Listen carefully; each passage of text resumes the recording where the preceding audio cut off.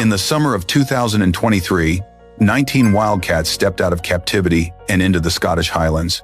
No one knew if they'd survive the first winter. 11 months later, a trail camera recorded something.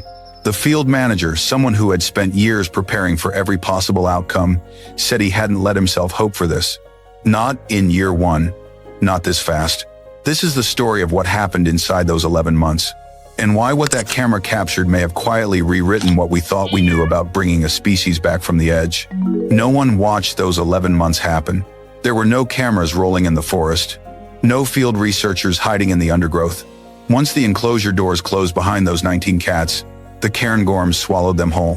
What the team had left was a signal, a small blinking dot on a screen, transmitted from a GPS collar around each animal's neck.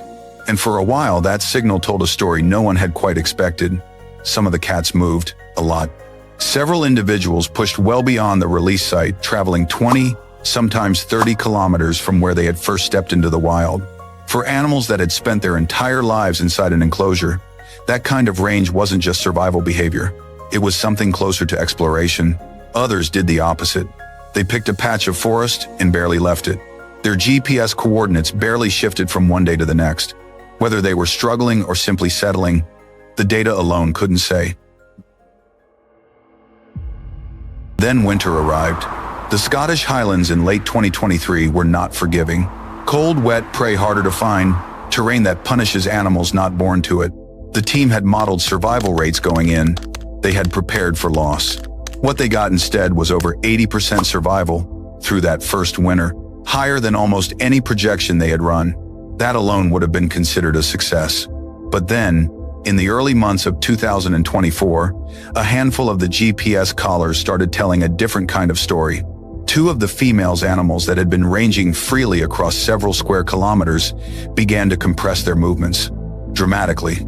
Their active zones shrank down to just 1, maybe 2 square kilometers, and they stayed there, day after day, week after week. In wildlife biology, when an animal suddenly stops moving, you ask 3 questions. Is it injured? Is it starving? Or is it doing something else entirely? The data showed no signs of physical decline. Prey availability in the area was stable. The animals weren't weakening, which left the third possibility, the one the team wasn't ready to say out loud yet. When a wild animal suddenly reduces its movement, there are really only 3 explanations worth considering. The first is injury. Something happened out in the forest, a bad fall, a failed hunt, a fight, and the animal is conserving energy to recover. The second is starvation. Prey has become scarce enough that moving costs more calories than staying still. And the third is reproduction. The animal has found a den site, and it is staying close for a reason. The field team went through each possibility methodically. There were no signs of physical deterioration. The GPS data wasn't showing the slow, irregular drift you associate with an animal in decline. These were deliberate, repeated movements within a tight radius. That ruled out injury. Prey availability in the area was stable. Small mammals, the core of a wildcat's diet, were present. Starvation didn't fit the pattern either, which left the third option. And that was the one no one on the team was prepared to say out loud. Not yet, not seriously. Because in every comparable reintroduction project across Europe, lynx in Switzerland, wildcats in Germany, similar felids in rewilding programs in France and Portugal, newly released animals typically needed 2 to 3 years just to stabilize, to learn the landscape, to establish territory, to develop the kind of physical condition and behavioral confidence that breeding requires. This was month 11, so the team didn't draw a conclusion. Instead, they did the only thing that made sense. They went back into the forest, identified the locations where the GPS signals had compressed, and placed trail cameras. Not because they expected to find anything definitive, but because they had a hypothesis, one that felt almost too soon to be real, and they needed the cameras to either confirm it or put it to rest. Then they waited. The footage came back in late May 2024, and what the camera recorded was small, literally small.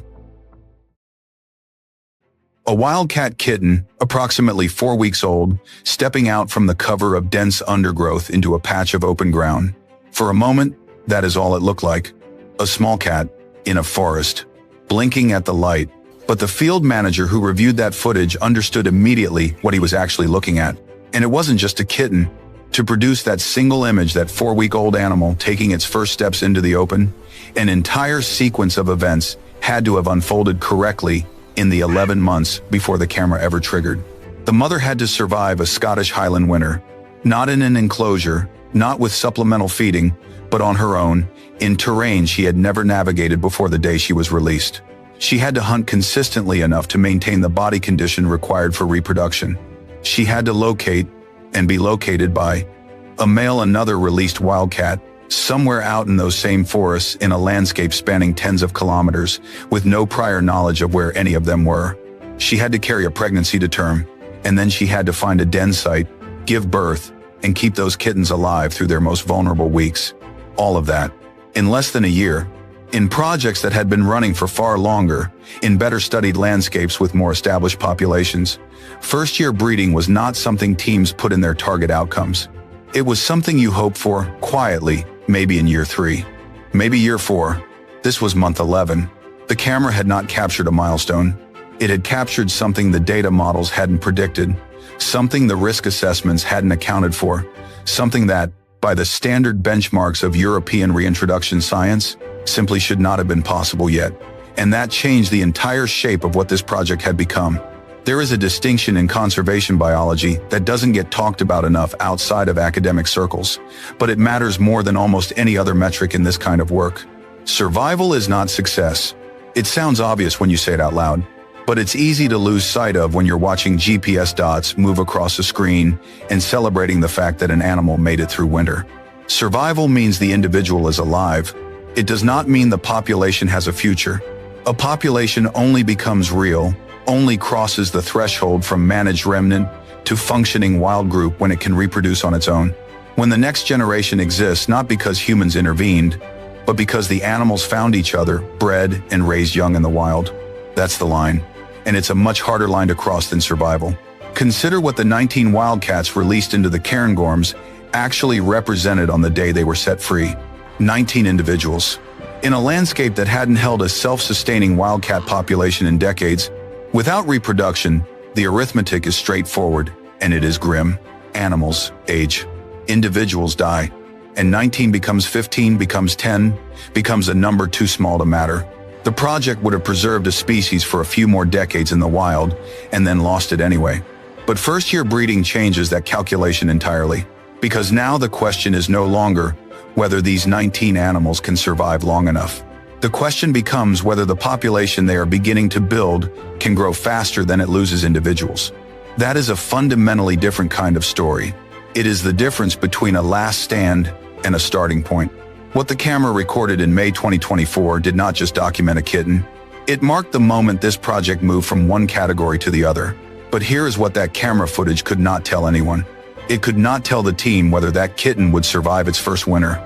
Wildcats born in captivity to parents born in captivity have never had to learn survival from a mother who learned it herself in the wild. The chain of inherited wild behavior had been broken for generations.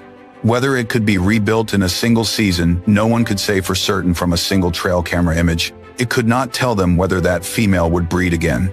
One successful litter is not a pattern. It is a data point. And perhaps most critically, it could not answer the question that sits beneath every small population recovery effort, the one that doesn't show up in camera footage at all: genetics. The Scottish wildcat was pushed to the edge, not just by persecution and habitat loss, but by hybridization with domestic cats. The gene pool of what remained was already compromised before the Saving Wildcats project began. Every individual selected for the reintroduction program had been screened, but screening for genetic purity in a species that had been crossbreeding with domestic cats for over a century is not a clean science. It is a probability, a best available estimate, and small populations, even healthy ones, carry another risk entirely. When the founding group is only 19 animals, every breeding pair matters. Every lineage matters. If too few individuals reproduce, if the same animals pair repeatedly while others don't, the genetic diversity of the entire population narrows. And a population with narrow genetics is fragile in ways that don't show up until it's too late. Susceptibility to disease, reduced fertility, lower adaptability to environmental change. The camera recorded a beginning. What it could not record was whether that beginning was stable enough to hold. That answer would take years, and it would require more than one kitten stepping into the light.